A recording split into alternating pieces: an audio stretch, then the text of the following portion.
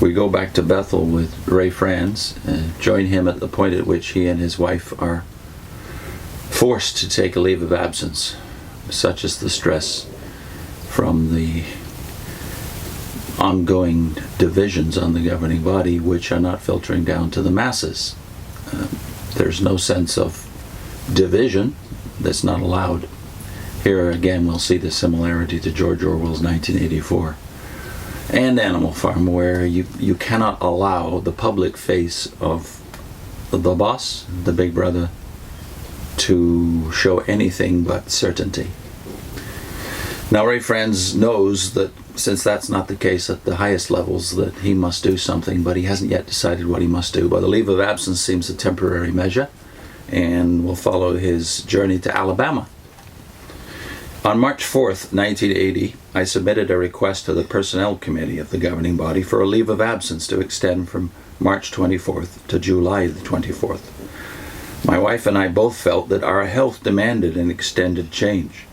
During that period, I also hoped to investigate what possibility there was of finding employment and somewhere to live should we terminate our headquarters service. We had about $600 in a savings account and a 7-year-old car as our major assets. One of our first steps was to get a complete physical examination. Mine indicated that I was approaching the high-risk level for cardiac problems. When attending district assemblies in Alabama, we had previously met and become acquainted with a witness named Peter Gregerson. Later, he had invited us to visit Gadsden, Alabama, on a couple of occasions so that I could speak to the local congregations. Peter had developed a small chain of supermarkets in the Alabama-Georgia area. In 1978, when a zone trip took my wife and me as far as Israel, Peter and his wife joined us there, and we spent parts of 2 weeks touring that Bible land. At that time, Peter expressed serious concerns about the effects of the 1975 predictions. And he puts in a bracket, hinted predictions. He said he thought it would be a grave error if the society pushed strongly on their 1914 date, that the disillusionment resulting from 1975 would be nothing as compared with what would come if the society was forced to move away from that 1914 chronology. I acknowledge that his assessment was undoubtedly correct, but we went no further into the matter. When Peter learned of our proposed leave of absence, he urged us to spend some time with them and fixed up a mobile home belonging to one of his sons for us to stay in. He offered to let me do yard work on his property to help cover some of our expenses and at the same time get some of the vigorous exercise that was medically recommended for me.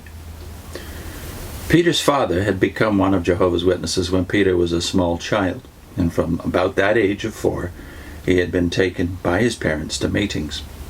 As a young man, he had become a full-time pioneer, and even after marriage and the arrival of his first child, he had struggled to keep on in that full-time activity, doing janitorial work for income. He had been sent by the society into problem areas in Illinois and Iowa to help solve difficulties and build up certain congregations.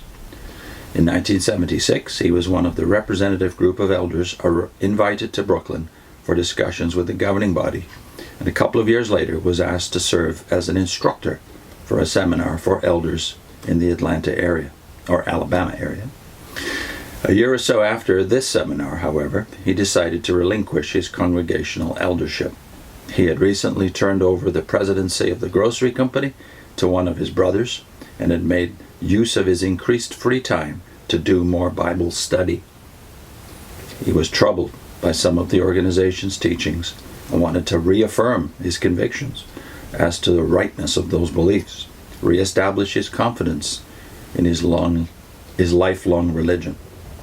He was now, by the way, in his early 50s.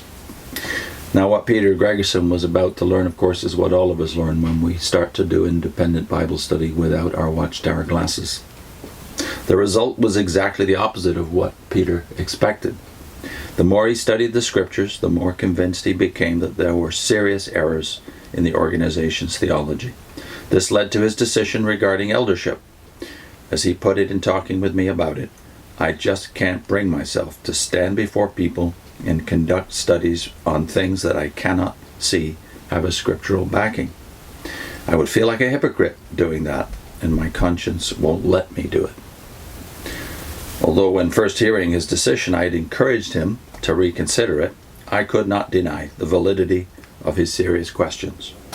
And as I had to respect his conscientiousness and his distaste for hypocrisy, he had reached his personal crossroads before I had reached mine. This was the man that organizational policy later categorized as a wicked man, with whom one should not even eat, and my having a meal with him in a restaurant in 1981 resulted in my trial and banishment from the organization. It was in April 1980, while we were in Gadsden on leave of absence, that I first began to hear of what seemed to me to be strange occurrences back in Brooklyn. The expected storm had begun to break upon us.